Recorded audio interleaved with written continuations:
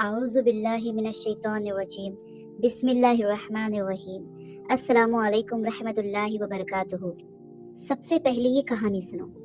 गांव का पुराना चौक, शाम का वक्त है। दो दोस्त अहमद और राशिद एक पुरानी दीवार के पास बैठकर बातें कर रहे हैं। अहमद, भाई राशिद, एक बात सोचो, जो रस्मो रिवाज हम करते आए हैं, जैसे दिया जलाना, चढ़ावा चढ़ाना और भी कुछ तरीके, क्या ये सब कुरान और सुन्नत से साबित है? कहीं हम गलत तो नहीं कर रहे?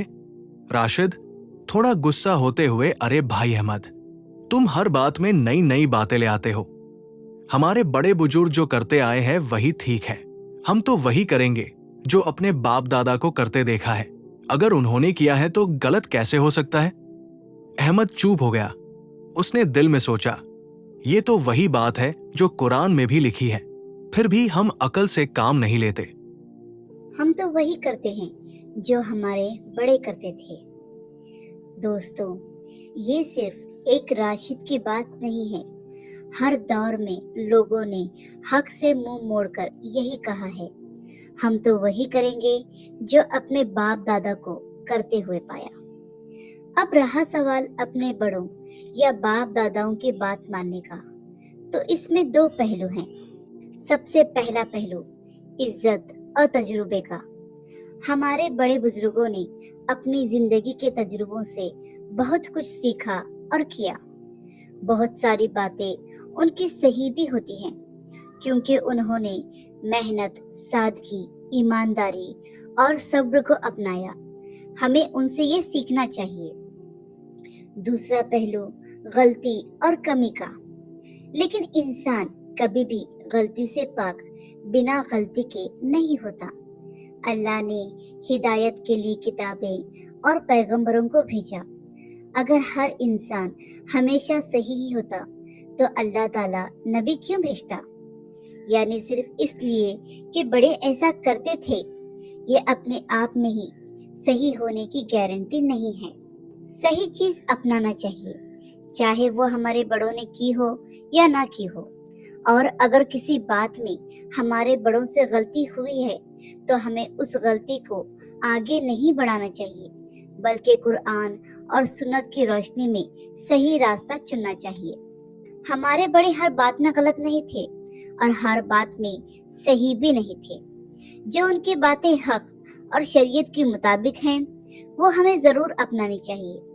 और जो बातें कुरान व हदीस से टकराती हैं, वहाँ हमें अल्लाह और उसके रसूल सल्लल्लाहु अलैहि वसल्लम की बात माननी चाहिए, ना कि अंधे तौर पर सिर्फ बड़ों की।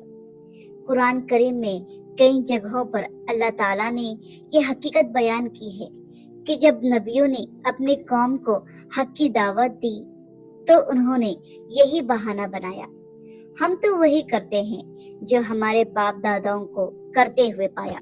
यानी वो लोग अंधी तासीब, ब्लाइंड फॉलोइंग में फंस गए थे और सच्चाई को सिर्फ इस वजह से ठुकरा देते थे कि हमारे बड़े ऐसा ही करते थे। आज हम भी तो ऐसे ही करते हैं, बिना कुछ समझे, बिना कुछ जाने, ब्लाइंडली अपने बड़ों और अपने बाप दादाओं की बातों को फॉलो करते जा रहे हैं। जरा भी जहमत नहीं उठाते कि देखें तो सही, हम जो कर रहे हैं वो सही भी है या नहीं। अल्लाह सुब्हान व तआला ने हमें कुरान करीम की शक्ल में बहुत ही अजीम दौलत से नवाजा है और कुरान में बार बार अल्लाह सुब्हान व तआला ने हमारे लिए मिसालें बयान की हैं। तो चलिए कुरान की कुछ आयतों पर रोशनी डालते हैं। सबसे पहले सूरह अल बकरा आयत नंबर 170। जब उनसे कहा जाता है कि उस चीज की पैरवी करो जो अल्लाह ने उतारी है, तो कहते हैं नहीं, बल्कि हम तो उसी पर चलेंगे जिस पर हमने अपने बाप दादा को पाया। क्या उनके बाप दादा अगर कुछ भी अकल ना रखते हो और सीधी राह पर ना हो तब भी? दूसरी है सूरह अल माइदा आयत नंबर 104। जब उनसे कहा जाता आओ उस तरफ जो अल्लाह ने उतारा है और आओ रसूल की तरफ, तो कहते हैं हमें वही काफी है जिस पर हमने अपने बाप दादा को पाया। भला क्या अगर उनके बाप दादा कुछ भी ना जानते हो और सीधी राह पर ना हो तीसरी आयत है सूरह लुकमान की आयत नंबर 21। जब उनसे कहा जाता है कि अल्लाह की उतारी हुई किताब की पैरवी करो तो कहते हैं नहीं, बल्कि हम तो उसी चीज की इत्तिबा करेंगे जिस पर हमने अपने बाप दादा को पाया। क्या अगर शैतान उन्हें भड़कती हुई आग के अजाब की तरफ बुला रहा हो तब भी? सूरा यूनुस की आयत नंबर 78 में मूसा अलैहिस्सलाम की कौम का जिक्र है। उन्होंने कहा, मूसा अलैहिस्सलाम, क्या तुम हमें उन रास्तों से हटाने आए हो जिस पर हमने अपने बाप दादा को पाया था, ताकि तुम दोनों यानी दोनों भाई जमीन में इज्जत हासिल कर लो। हम तुम्हारी बातों पर यकीन नहीं रखते। सूरा अश-शुरा की आयत नंबर 70 से 74 में इब्राहिम अलैहिस्सलाम की कौम का जिक्र आता है। जब इब्राहिम ने अपने बाप और अपनी कौम से कहा, तुम किस चीज की इबादत करते हो? उन्होंने कहा, हम बुतों की इबादत करते हैं और उन्हीं पर जमकर बैठते हैं। इब्राहिम अलैहिस्सलाम ने कहा, क्या वो तुम्हारी सुनते हैं जब तुम उन्हें पुकारते हो? या तुम्हें कोई फायदा या नुकसान पहुंचा सकते हैं? उन्होंने कहा, नहीं, लेकिन हमने अपने बाप दादा को ऐसे ही करते हुए पाया।